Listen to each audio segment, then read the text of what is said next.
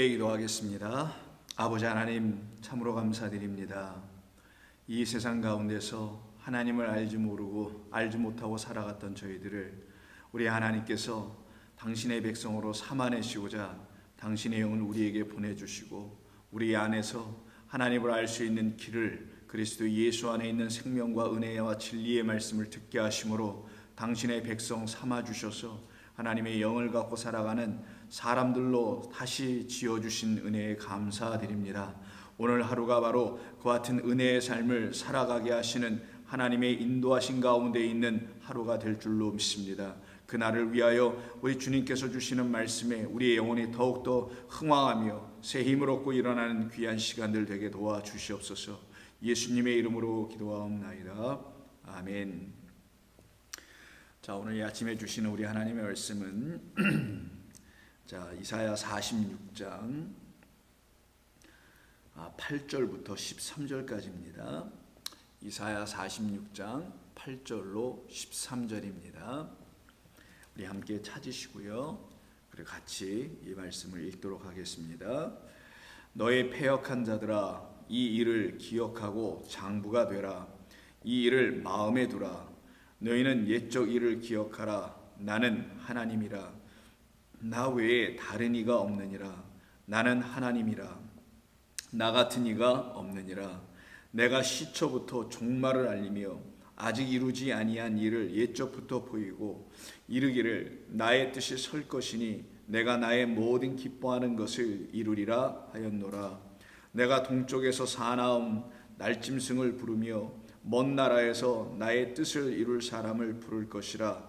내가 말하였은즉 반드시 이룰 것이요 계획하였은즉 반드시 시행하리라.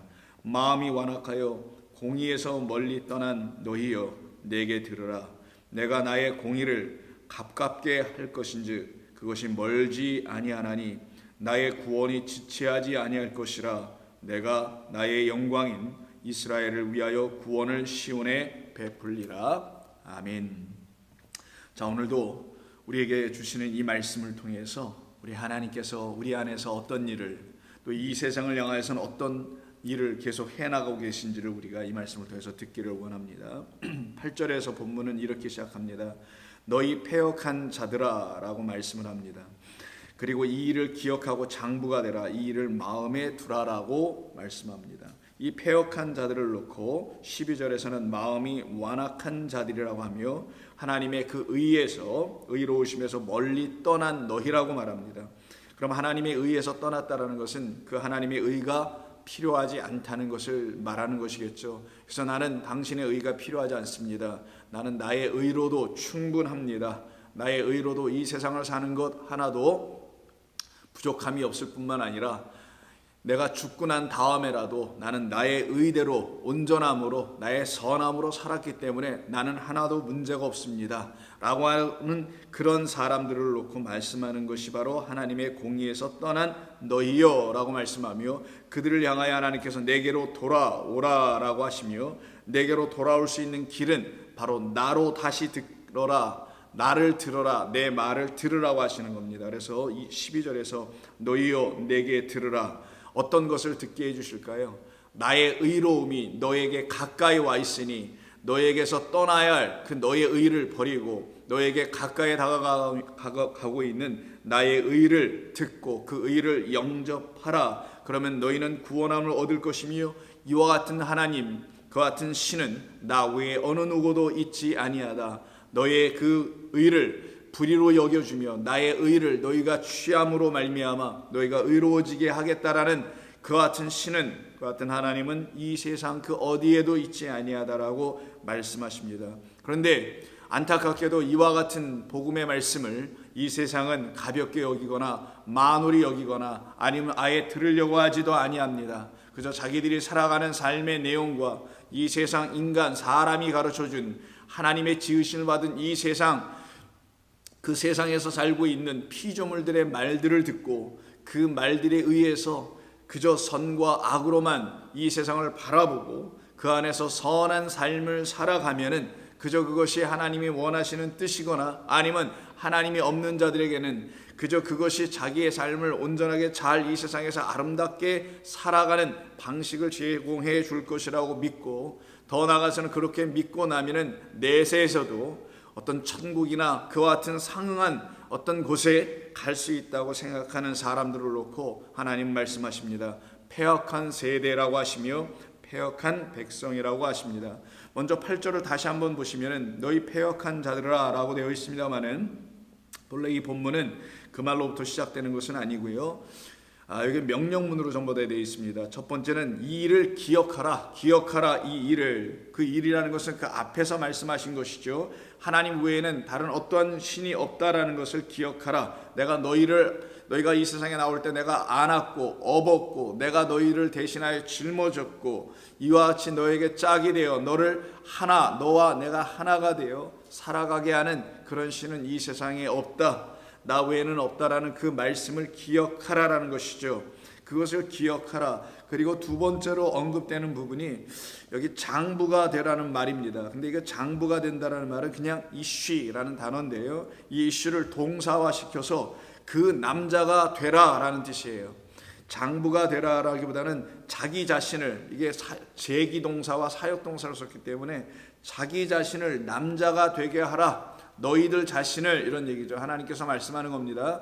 우리 한 사람 한 사람 각각을 놓고서 말씀하실 때 너희 한 사람 한 사람은 그 남자가 되라라는 것이에요. 그럼 성경에서 말하는 그 남자는 여기 본문에서 나오는 것처럼 내가 나의 공의를 드러내고 나의 뜻을 일으켜 세워줄 사람을 그 먼 곳에서 부를 것이란 말이 나옵니다. 이게 11절인데 그때 사람과 여기 장부라고 번역된 단어는 공의, 다 이쉬라는 그 남자를 말합니다. 그럼 성경에서 그 남자는 하나님의 뜻을 이루는 남자를 말하는 것이며, 하나님의 계획을 알고 있는 그 남자를 말하는 것이며, 그리고 그 뜻을 가지고 와서 그 계획을 실행할 수 있는 그 남자, 곧 우리에게 보내실, 우리를 당신의 아들의 신부로 삼게 하기 위해서 보내심을 받고 이 땅에 오실 그리스도 예수를 말하려고 하는 것입니다. 그래서 우리 한 사람 한 사람 우리 자신을 누구로 여겨야 되냐? 그와 하나가 된 남자가 되게 하라는 거예요. 남자는 항상 성경에서 아시다시피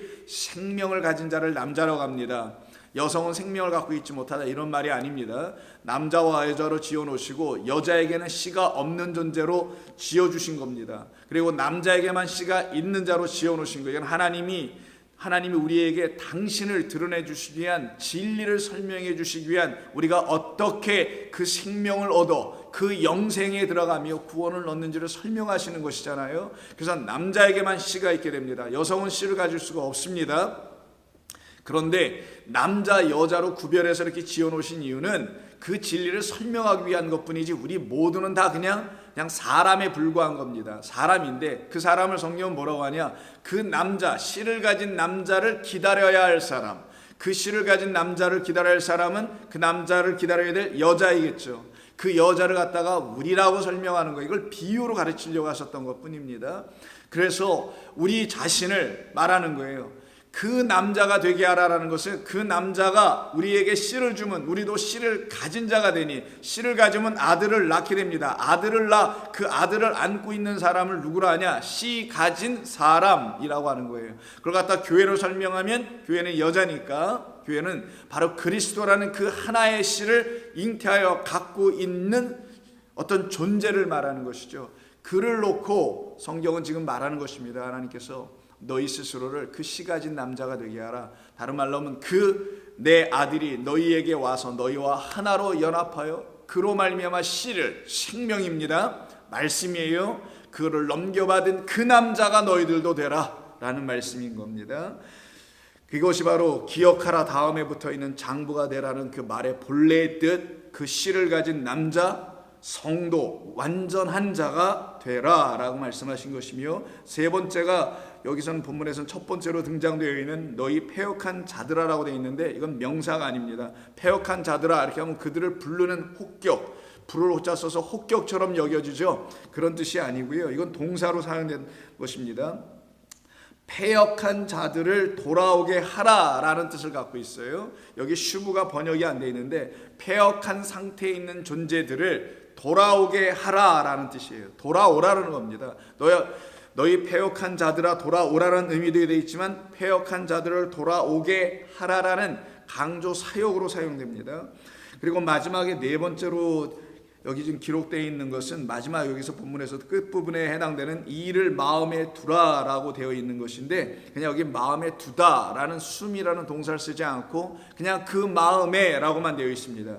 그러니까 그 마음으로라는 것이죠. 자, 그럼 다시 한번 이 8절을 정리해서 보면은 너희들은 이 일을 기억하라라는 것입니다. 하나님이 행하시는 그 일이 무엇인지를 낱낱이 기억하다, 마음에 담고 있으라는 거예요. 그것이 우리 안에 있어야 될 하나님의 율례, 계명이라는 겁니다. 계명은 하나님의 일하심의 근원을 말해주는 거예요. 하나님의 일하심이 이렇게 나타나죠. 구원의 역사로. 그 나타나는 그 원리가 바로 우리 안에다가 담아놔야 될 하나님의 말씀이라는 계명을 말합니다. 그것을 안에 놓고 기억하라. 그리고 나서는 너희 자신을 무엇으로 만드냐? 그 씨 가진 생명을 가진 자들, 그 남자가 되게 하라. 그래야 씨를 뿌릴 수 있으니까요. 그게 교회니까요. 그리고 세 번째로는 패역한 자들을 돌아오게 하라. 이게 하나님께서 명령하신 것입니다. 그러니까 이 패역한 자들을 돌아오게 하라는 말을 듣고 그대로 행할 수 있는 자들은 누구일까? 패역했던 자들이었을 것입니다. 자기가 과거에 전에 패역함을 알지 못한 자들은 돌아오지 않았었을 테니까 과거에 자기가 패역함을 알고 그리고 돌아와 아버지께 돌아온 자들, 이 상태에 있는 사람들이 듣고 행할 수 있는 말이라는 것이죠. 그리고는 그걸 마음에 담으라고 말씀을 지금 하고 계신 것입니다. 그럼 패역한 자들은 성경에서 어떤 의미인가? 이사야를 통해서 이 패역하다는 말을 우리가 좀 이해할 필요가 있습니다. 패역이라는 것은 뭐 세상에서 망나니로 살았는가, 아니면 잘못된 뭐 어떤 삶을 할 내용을 가지고 살았던 것을 말하는 것인가, 그 이상의 것을 말합니다. 단순히 우리 인간의 삶에서 자리 잘못 정도, 그런 것 정도의 수준의 것을 놓고 하나님께서는 패역한 백성이라고 말하지 않습니다. 이때 패역한 백성아 돌아오라라는 이 말을 듣고 있는 사람들이 누군지를 먼저 알게 되면은 여러분들이 패역의 의미도 바뀌어지게 됩니다. 이 말씀을 듣는 자들은 유대교 안에 있는 하나님의 소위 선민이라는 백성들입니다. 율법을 가진 자들이에요. 그리고 선민이라고 생각합니다. 예배와 제사와 절기가 다 있는 사람들이에요. 그리고 하나님의 이름까지 있는 자들입니다. 그들을 향하여 하나님 말씀하신 거예요. 이방 나라 사람들을 향하여 하나님 모르는 자들에게 지금 말씀하신 게 아니라는 겁니다. 그러면 하나님을 알고 있다고 스스로 생각하는 그들을 향하여서 말씀하실 때 패역한 자들이라면 그들의 패역함은 하나님을 제대로 알고 있지 못했다라는 것을 말씀하는 것 아니겠냐고요. 하나님이 하나님을 온전히 알게 하시는 어떤 뜻들을 그들에게 주신 것인데, 그 하나님께서 그 주신 대로 그 백성들이 취해내지 못하는 것을 갖다가 패역하다고 말하는 겁니다. 그래서 1장 2절부터 나옵니다. 1장 2절부터 이 말씀이 나오는데요. 이 말씀이 어떤 의미로 히브리어로 사용되냐면, 자, 파샤라는 단어로 사용되는데 이 단어가 어떻게 쓰이는지 한번 보십시오. 1장 2절입니다. 이사야 1장 2절 보면 하늘아 들으라라고 합니다. 하늘이여 들으라, 땅이여 귀를 기울이라. 저 공간 하늘이나 이 땅, 뭐 땅바닥에 대고 얘기하는 게 아니라 우리 그래 지난 이사야 1장 2절을 할 때 오래전 일입니다만은 말씀을 나눴던 걸 기억하실 것입니다. 하늘이 된 자들을 들게 하시는 거고 땅인 자들에게도 귀를 기울이라고 하는 겁니다. 자, 여호와께서 말씀하시기를 내가 자식을 양육하였거늘 그들이 나를 거역하였도다 라고 합니다. 이때 거역하다라는 단어가 이 본문에서 패역하다예요. 그러면 거역한 게 뭔가요? 패역한 건 또 무엇인가요? 당신께서 당신의 백성 우리를 당신이 지으셨는데도 불구하고 그 지음받은 우리가 그 지으신 하나님을 아버지로 알지 못하고 있다는 걸 말하는 거예요. 그냥 신으로 하나님으로만 알고 있다는 거죠. 아버지로 알지 못한다는 거예요. 아버지와 하나님의 의미는 완전히 다릅니다. 신이라는 개념은 사람들, 인간에게 신은 자기가 할 수 없는 그 어떤 무엇인가를 해주는 능력 있는 존재가 신입니다. 그러나 아버지는 어떤 건가요? 아버지는 나를 낳으신 분이에요. 아버지는 나를 사랑하는 분입니다. 아버지는 나의 자리 잘못을 흉하지 않는 분이에요. 나의 자리 잘못을 꼬집는 분이 아닙니다.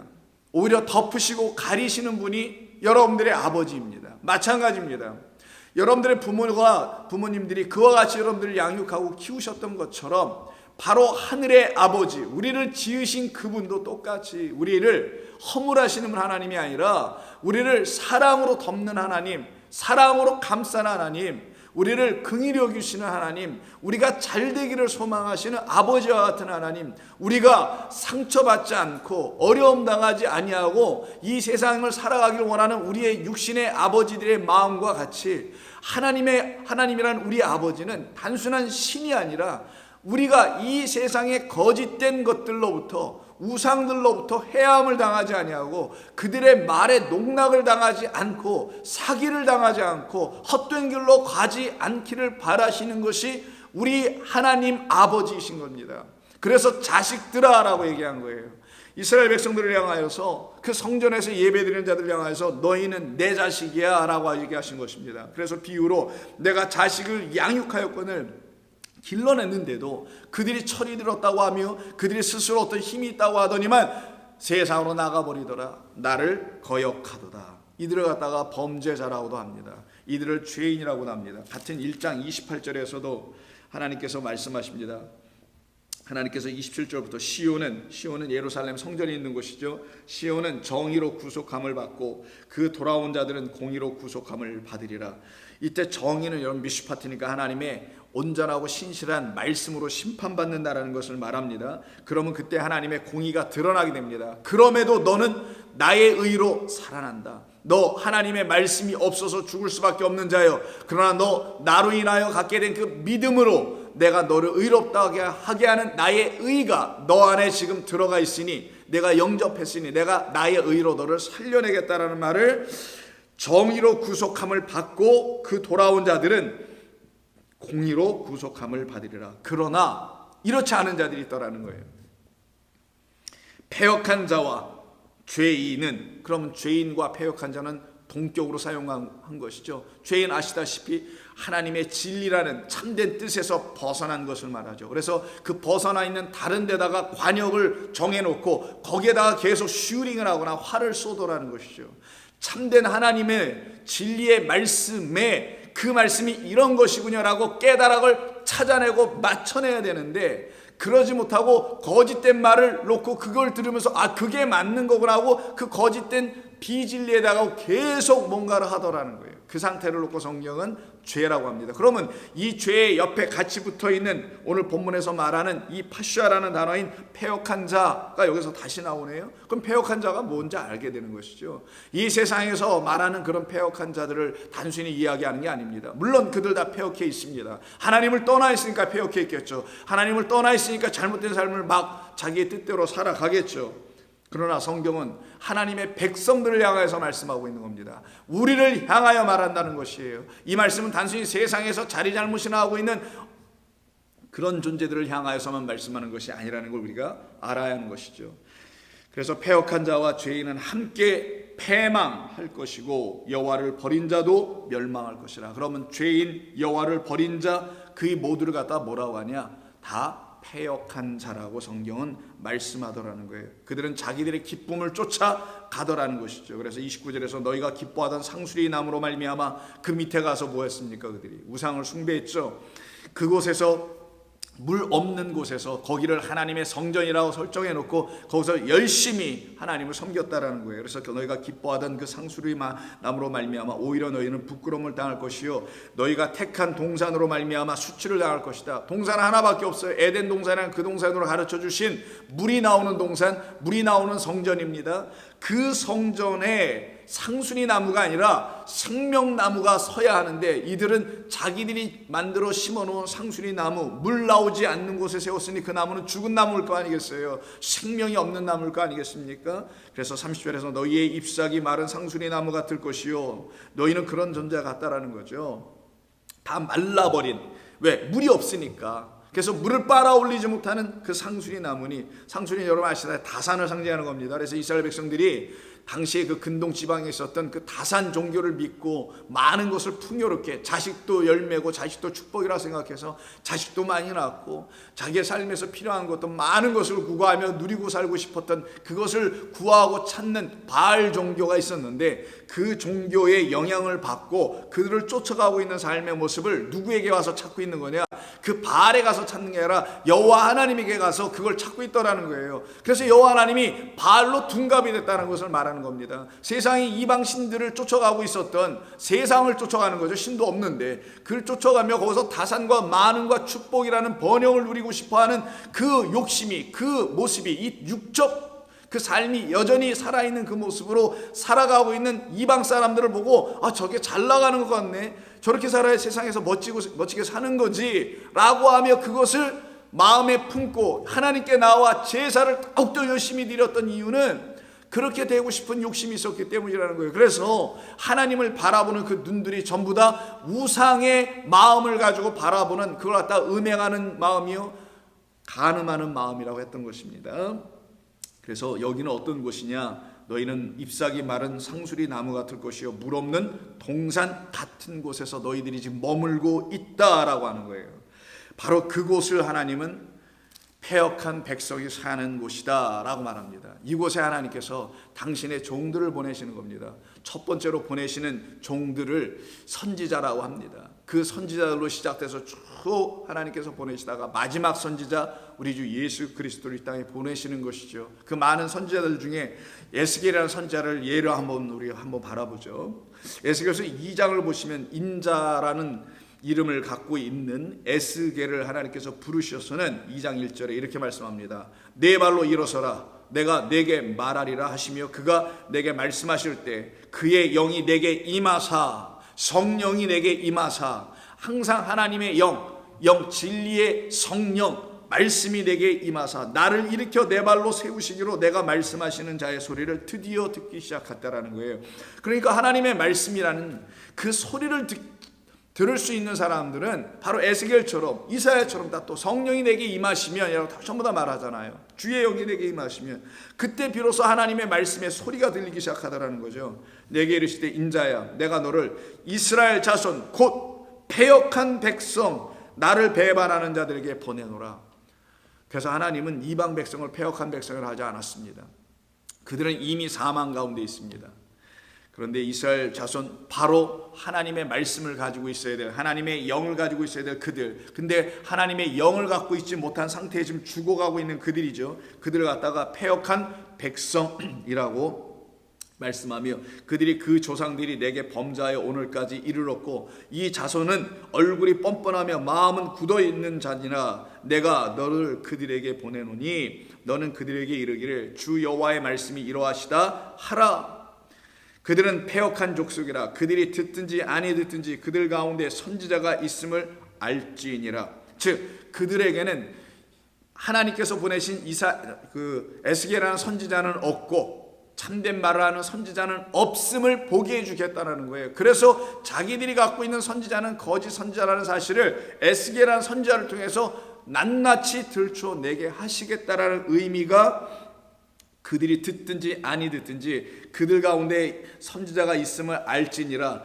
인자야, 너는 비록 가시와 찔레와 함께 있으며 전갈 가운데 거주할지라도 그들을 두려워하지 말라. 그들은 패역한 족속이라도 그 말을 두려워하지 말며 그 얼굴을 무서워하지 말라. 그들은 심히 패역한지라. 그들이 듣든지 아니 듣든지 너는 내 말로 구하라. 그럼 선지자는 바로 하나님이 주신 그 말로 그들에게 가서 전파하고 선포하는 거라는 거죠. 그래서 그 유명한 2장 8절 이하의 말씀이 나옵니다.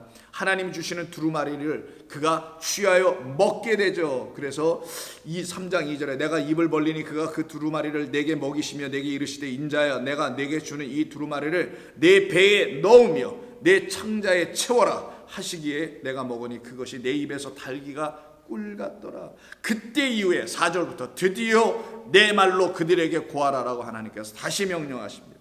그리고 7절에 이 패역한 백성들의 상태를, 영적 상태를 7절에서 이렇게 말합니다. 그러나 이스라엘 족속은 이마가 굳고 마음이 굳어 내 말을 듣고자 아니하리니 이는 내 말을 듣고자 아니함이니라. 그게 지금 이 세상 아닌가요? 하나님을 믿고 있다라는, 기독교가 무슨 자기들의 종교처럼 돼 있는 그와 같은 상태에서 빠져있는 이 세상 같지 않을까요? 바로 하나님은 우리에게 그것을 보여주시는 겁니다. 진짜 패역이 무엇인지를. 진짜 패역은 하나님을 믿는다, 하나님을 안다라고, 하나님을 경배한다라고 하지만 하나님의 말씀을 받아 먹지 못한 상태에서 경배하고 있는 그 모습들을 하나님께서 가증하다고 하는 것이며, 그게 바로 곁길로 나간, 관역에서 벗어난 삶을 살아가는 패역한 죄인들이라고 성경은 말하는 것입니다. 바로 그 상태에 있는 이스라엘 백성들을 향하여 하나님은 쉼없이 끊임없이 그들을 다시 불러내시려고 하십니다. 그런데 그들이 듣지 아니하죠. 그 듣지 아니하는 그들의 상태를 물된 동산 같지 않다고 그랬죠. 물이 없는 동산 같다고 했지 않습니까? 그 상태를 예레미야 2장에서 보시면 여러분 잘 아시는 예레미야 2장에 바로 메말라 있는 물 웅덩이, 그러니까 다 물을 갖고 있다고 본인들은 생각하고 있지만 하나님은 그건 진짜 물이 아니고 거긴 다 물이 없는 곳이야 라고 말씀하시는 2장 13절, 내 백성이 두 가지 악을 행하였나니 곧 그들이 생수의 근원되는 나를 버린 것과 스스로 웅덩이를 판 것인데 그것은 그 물을 가두지 못할 터진 웅덩이더라 라고 하나님 말씀하십니다. 그럼 이 터진 웅덩이에서 물을 깃고 있는 자들이 있겠죠. 그 물을 길어서 백성들에게 마시라고 주는 자들이 있겠죠. 그들을 제사장이라고 하는 것입니다. 그래서 그 윗절 8절에서 그 제사장들의 영적 상태를 패역한 백성들이라고 하시는 것을 한번 들어보십시오. 제사장들은 여호와께서 어디 계시냐 말하지 아니하였으며 여호와께서 어디 계신지를 알지 못하는 자들이라는 거예요.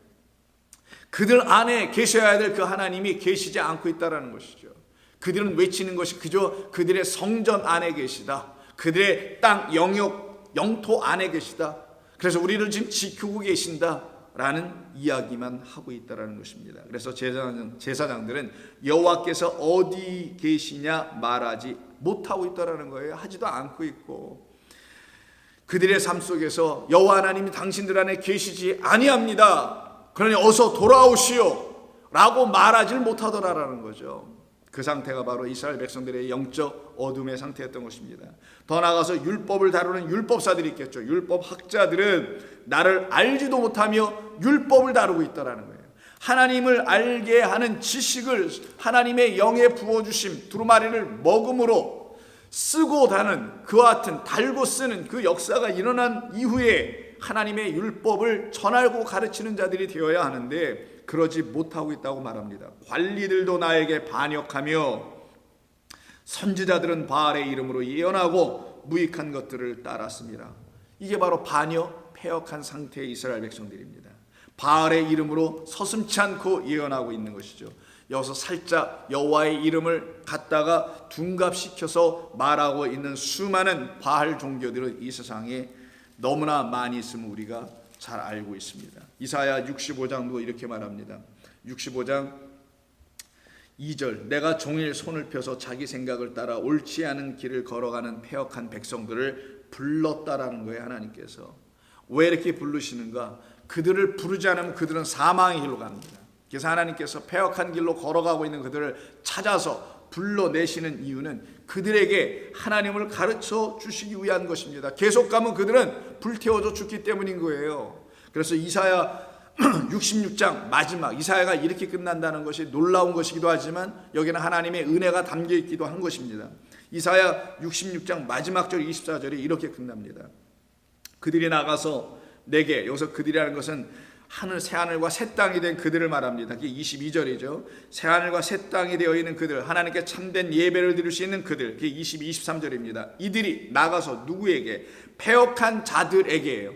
패역한 자들의 시체들을 볼 것이다.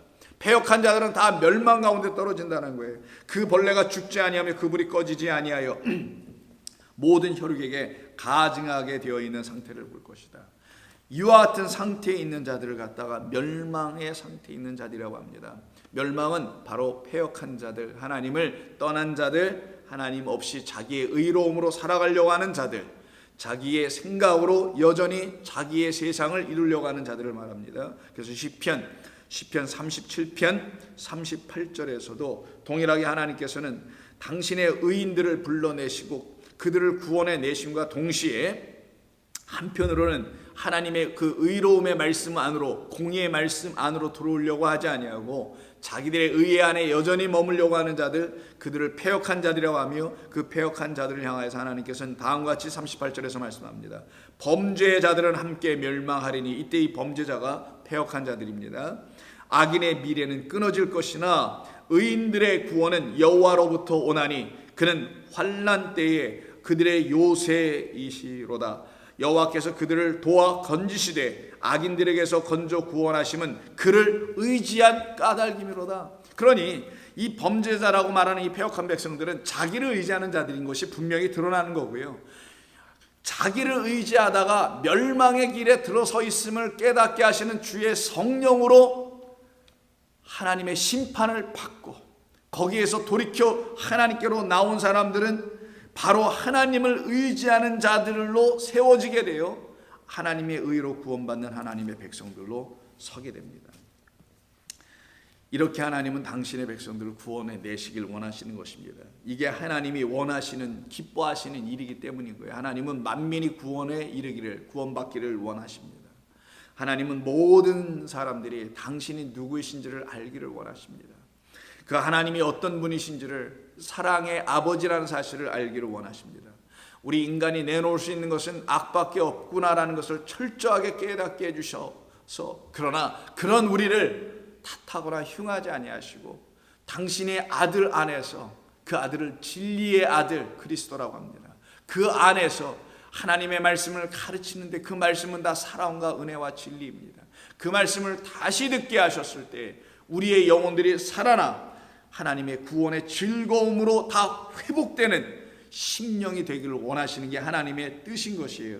그 뜻대로 지어지길 원하셔서 하나님께서 다윗을 통하여 가르치셨던 것입니다. 다윗을 통하여 시편 51편 10절 이하에서 하나님이여 내 속에 정한 마음을 창조하시고 내 안에 정직한 영을 새롭게 하소서. 하나님만이 정직하십니다. 그래서 하나님의 영을 말하는 거예요. 나를 주 앞에서 쫓아내지 마시며 주의 성령을 내게서 거두지 마소서. 주의 구원의 즐거움을 내게 회복시켜 주시고 자원하는 심령을 주사 나를 붙드소서. 그리하면 내가 범죄자에게 주의 도를 가르칠 수 있을 것입니다 라고 합니다. 범죄자 바로 자기 자신입니다. 자기 자신이 지금 이 심령으로 회복되고 하나님의 영으로 회복되면은, 새로워지면 자기 자신에게 그렇게 가르칠 거라는 거예요. 성도는 바로 1차적으로 구원의 대상입니다. 구원의 말씀을 전파하기 전에 내가 구원의 대상 1호라는 것을 알아야 되는 거라는 거예요. 우리 모두가 그런 사람들이어야 되는 것입니다. 그래서 자원하는 심령을 내게 빨리 주셔서 다시 나를 회복시켜 주시면, 그 패역한 범죄자, 51장은 여러분 뭔 얘기하는 거 다 아시잖아요. 그 패역한 다윗이 죽게만 범죄였다라고 회개하고 돌아올 때 하나님의 영이 내게 부어주심으로 이 패역한 나, 범죄한 나, 바로 이 나를 가르쳐 주시옵소서라고 하시는 겁니다. 그리고 말합니다. 그리하면 내가 범죄자에게 주의 도를 가르치리니 죄인들이 주께 돌아오리이다. 자기를 포함한 죄인들이 돌아올 수 있는 길은 범죄자에서 돌아오는 것을 말합니다. 이게 패역한 말이니까 하나님을 아버지로 여기지 못하고 하나님을 그저 신적 어떤 존재로만 생각하고 있어서 그에게 어떤 능력을 구하고 그에게 어떤 자기 어떤 소망들을 찾아 이루어내려고 하는 그 같은 자들, 그들을 악한 자라고 합니다. 그들은 어려울 때 주님을, 하나님이라는 어떤 분을 찾게 될 것이 분명히 맞습니다. 그들은 자기에게 허락하신 하나님의 기쁨과 즐거움이 무엇인지를 알지 못하여 이와 같이 어려움 가운데 빠져 있는 자들을 말합니다. 그러면 이렇게 범죄자, 죄인, 주께 돌아와야 할 이 상태에 있는 사람들을 신명기 32장에서는 정확하게 어떤 종류의 사람, 어떤 부류의 사람들인지를 말해줍니다. 신명기 32장 여러분 잘 아시는 모세의 노래라고 잘 알려져 있는 우리 본문입니다. 여기서도 하늘과 땅에 대해서 말하죠. 이사야처럼. 그때 20절에 이런 말을 합니다. 그가 말씀하시기를 내가 내 얼굴을 그들에게 숨겨 그들의 종말이 어떠함을 보리니 그들은 심히 패역한 세대요 진실이 없는 자녀들이다. 이때 진실이라는 말이 아니고요, 내용을 갖고 있지 못한 것이라는 거예요. 참된 것을 갖고 있지 못한 상태. 그래서 진리라는 에메트가 없는 자녀라는 것입니다.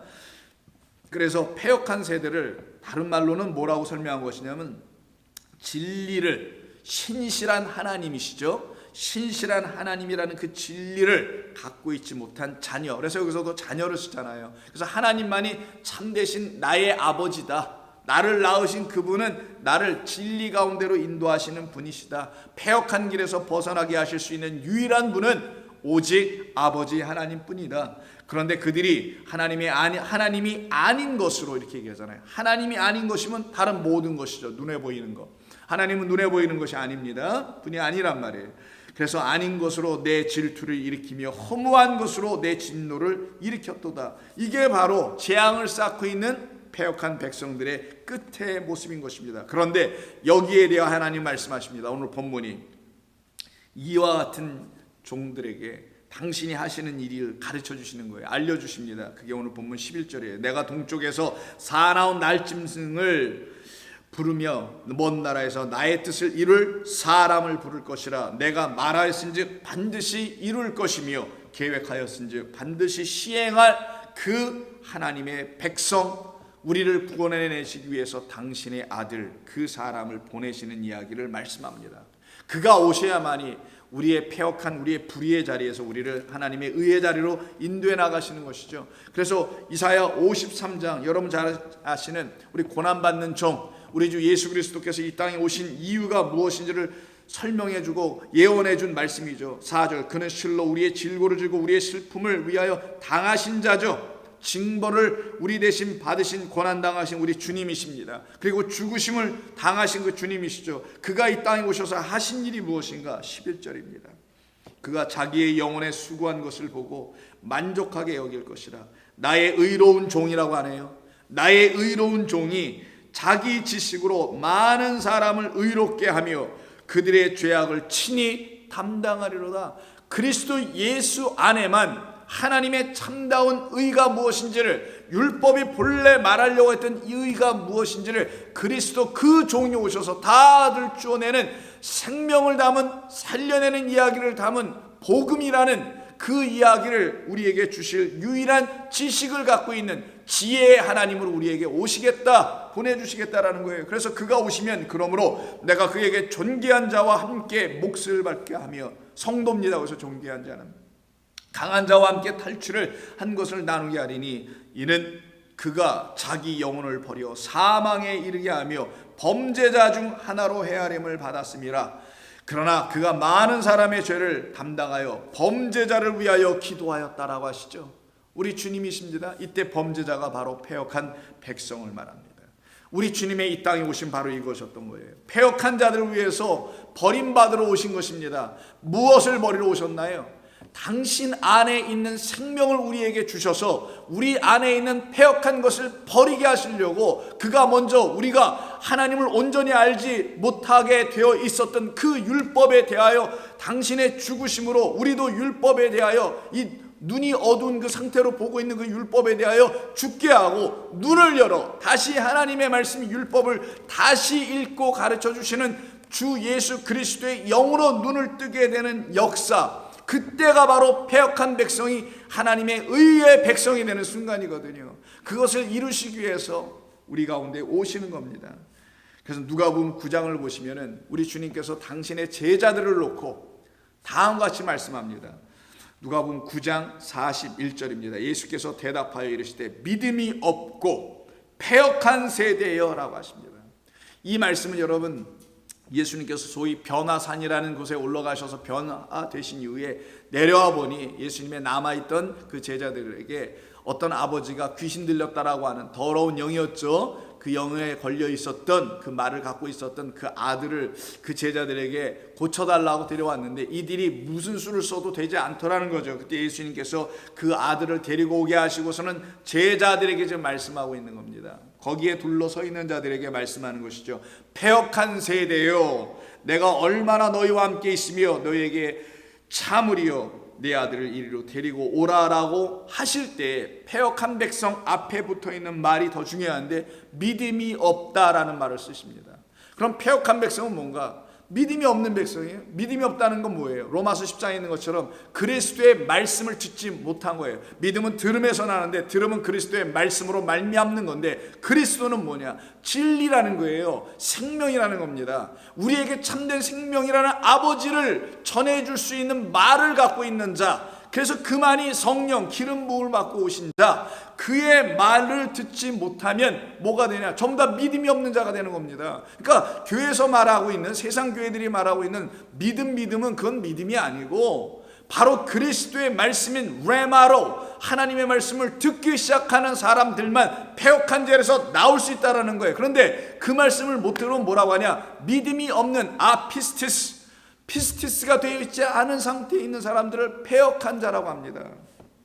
이때 패역하다는 말을 헬라어로는 디아스트레포라고 하는데, 디아는 뭐 전치사니까 그렇고요, 어근 자체가 스트레포입니다. 근데 이 디아가 붙으면 이게 뭐 뒤틀리다, 왜곡되다, 뭐 바뀌어지다, 본래 것에서 벗어나다, 이런 뜻을 갖게 되는데, 그 말은 스트레포라는 단어 때문에 그렇습니다. 이 스트레포가 방향을 바꾸다예요.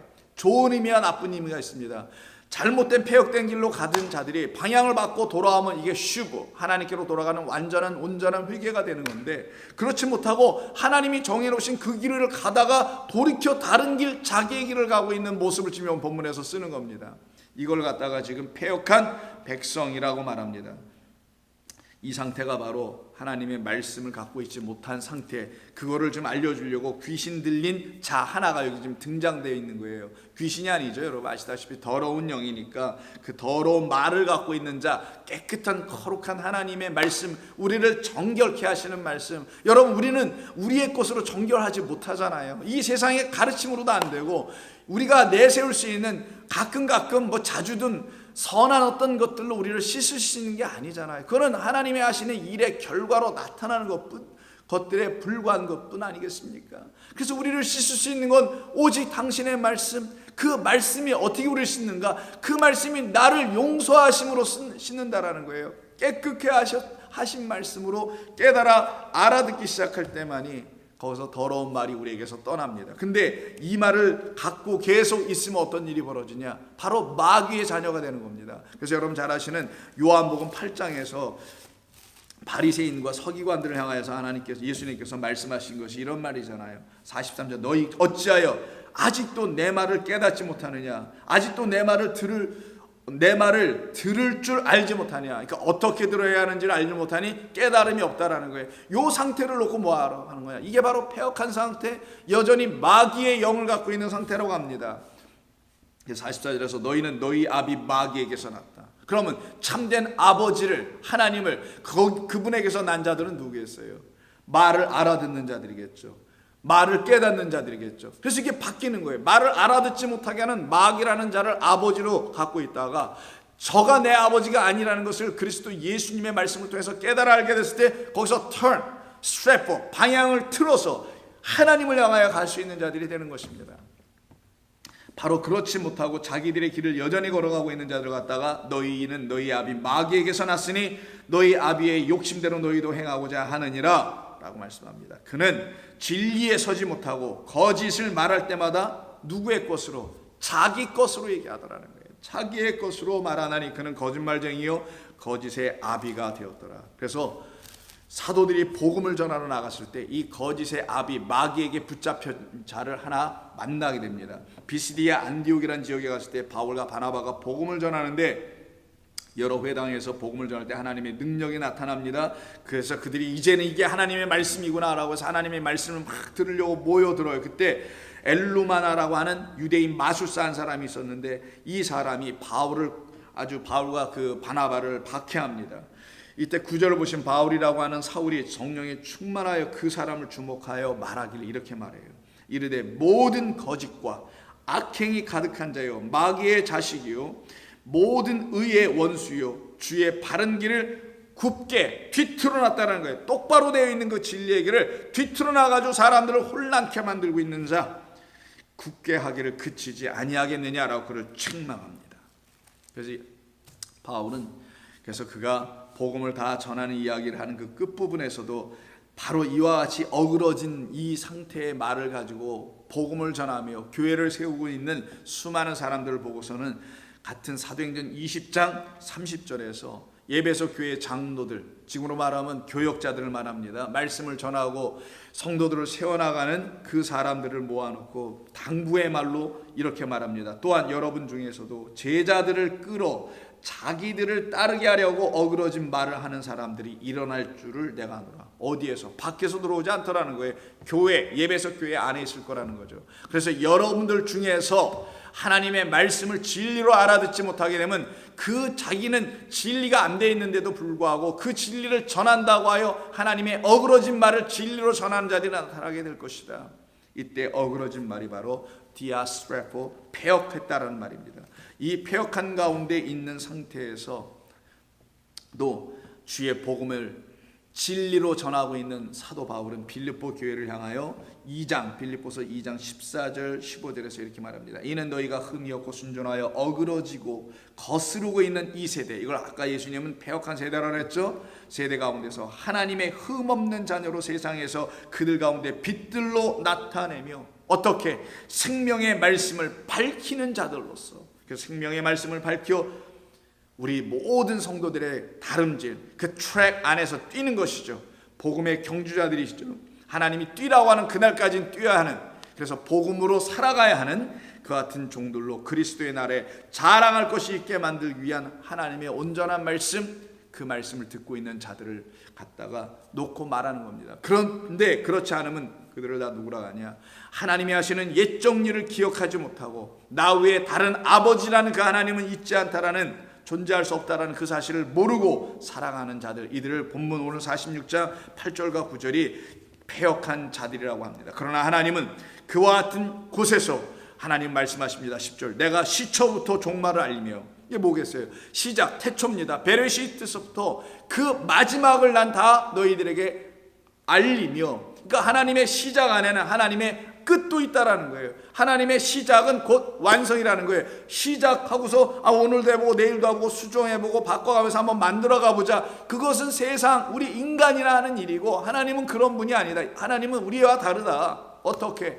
시작 그 안엔 모든 뜻과 계획, 완성의 일까지 모든 걸 다 담아놓은 것이고 그것을 하나하나 우리 가운데 풀어 알려주시는 것이다. 아직 이루지 아니한 일을 옛적부터 보이셨다. 그럼 하나하나 이루어 주신다는 거죠. 이 역사 속에서 이르기를 나의 뜻이 설 것이니 내가 나의 모든 기뻐하는 것을 다 이루리라. 그래서 그 기뻐하는 것을 이루러 이 땅에 오시고 완성하러 오신 하나님이 기뻐하시는 내 아들이라고 하시는 그리스도 예수 안에 있는 자들만, 그 아들이 드러내는 하나님의 공의, 하나님의 의로움을 그 아들로 인해서 보기를 원하는 성도들에게는 다 들춰주고 알려줄 거라는 거예요. 그래서 13절 끝에서 내가 내 공의를, 나의 공의를 가깝게 할 것인지 그것이 멀지 아니하나니 나의 구원이 지체되지 아니할 것이라. 내가 나의 영광인 이스라엘을 위하여 이 공의에 근거한 구원을 시온에 베풀어 주겠다라는 거예요. 그럼 이 공의는 뭐겠어요? 여러분 잘 아시는 바로 로마서 3장에 있는 말씀입니다. 하나님의 의는 이거예요. 3장 19절, 우리가 알거니와 무릇 율법이 말하는 바는 율법 아래에 있는 자들에게 말하는 것이니 이 모든 입을 막고 온 세상으로 다 막아버리고 온 세상으로 하나님의 심판 아래에 있게 하려 함이라. 율법은 바로 우리가 하나님 앞에서 죄인이라는 사실, 폐역된 백성이라는 사실을 들춰내는 말씀이었다. 그런데 그것은 끝이 아니다. 그것은 우리를 긍휼의 하나님께서 당신의 자녀로 우리를 다시 부르시는 시작이었다. 그러므로 율법의 행위로 그의 앞에 의롭다 하심을 얻을 육체가 없다라는 것을 깨달아 알게 해줌이었다. 율법으로는 죄를 깨달음이니라. 이제는 율법 외에 하나님의 한 의가 나타났으니, 이걸 공의라고 번역한 겁니다. 율법과 선지자들에게 증거를 받은 것이라. 그럼 율법과 선지자에게 증거를 받은 것은 엠마오로 가는 그 두 제자에게도 말씀하신 누구겠어요? 당신입니다. 그때 당신은 예수입니까? 아니에요. 나사렛 그 역사적 예수가 아니라 부활하여 그들에게 찾아가신 성령 하나님이셨던 것입니다. 율법과 선지자들이 증거했던 것은 나사렛 예수가 아니라 나사렛 예수 그리스도라는 그 이름을 전했던 것이에요. 곧 예수 그리스도를 믿음으로 말미암아 모든 믿는 자에게 미치는 하나님의 의니, 여기서 예수 그리스도를 믿는 게 아니죠. 예수 그리스도 안에서 믿는 믿음이에요. 그 안에 있는 우리에게 믿음을 갖게 하는 참된 진리의 말씀입니다. 그래서 모든 믿는 자에게 미치는 하나님의 의다, 믿기로 하는 자들에게 그 안에 있는 말씀이 진리인 것으로 믿어지게 되는 그 사람들 안에는 하나님의 의가 나타날 텐데 그때는 차별이 없느니라. 여기서 왜 차별을 썼겠어요? 유대인들을 향해 쓴 겁니다. 세상을 향해 쓴 거예요. 세상과 유대인이라는 유대 종교와 이 세상은 그 측면에서 같다라는 거예요. 차별은 뭡니까?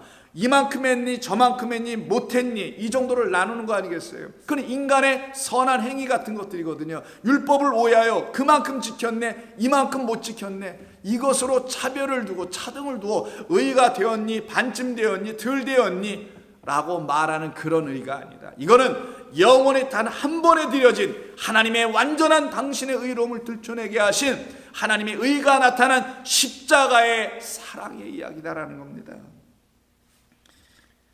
그래서 차별이 없다라고 하는 거예요. 모든 사람이 죄를 범하여서 하나님의 영광에 이르지 못하나 하나님의 영광인 이스라엘을 시온에서부터 구원하시리라 말씀하시죠. 오늘 본문이 그리스도 안에 있는 성령으로 말미암아 하나님의 은혜로 값없이 의롭다 하심을 얻은 자 되었느니라. 이 예수를 하나님이 그의 피로써 믿음으로 말미암는 화목제물로 세우셨으니 이는 하나님께서 길이 참으시는 중에 전에 지은 죄를 간과하심으로 자기의 의로우심을 나타내려 하신 것이었다. 사랑하는 성도 여러분, 우리는 바로 이 하나님을 우리의 아버지로 아버지, 아빠라고 부르는 수 있는 자격을 피로써 얻은 자들입니다. 우리가 무엇이 간데 단 하나입니다. 그리스도 예수로 말미암아 아버지께로 돌아온 자가 되었기 때문인 것이죠. 그 같은 은혜가 여러분 모두에게 이 하루를 통해서 충만히 임하는 귀하고 복된 날 되시기를 주의 이름으로 부탁합니다. 기도하겠습니다. 고마우신 아버지 하나님, 우리의 수고와 우리의 공로를 원하지 아니하시고 또한 그것으로서는 아버지의 의에 달할 수도 없으며 아버지께서 원하시는 그 의의 기준에 만족할 수도 없는 것이라는 것을 십자가에서 죽으심으로 그 모든 하나님의 뜻과 계획을 완성하고 이루신 주님 앞에서 다 깨달아 우리의 갖고 있는 그 의라는 것은 거짓이요 아무것도 아니라는 것을 깨달아 알게 된 성도들이 주님을 의지합니다. 주님 안에서 주님을 믿습니다. 생명과 은혜의 말씀을 듣기를 원합니다. 그로 인하여 성도들에게 주시는 참된 은혜와 평강이 그들의 삶을 지키시고 능력을 행하게 하시며 하나님 안에서 거룩하여 줄 수 있도록 도와주옵소서. 오늘도 주님과 동행하기를 원하는 모든 성도들 위해 하나님의 능력이 함께 하시기를 소원하오며 예수님의 이름으로 기도드립니다. 아멘.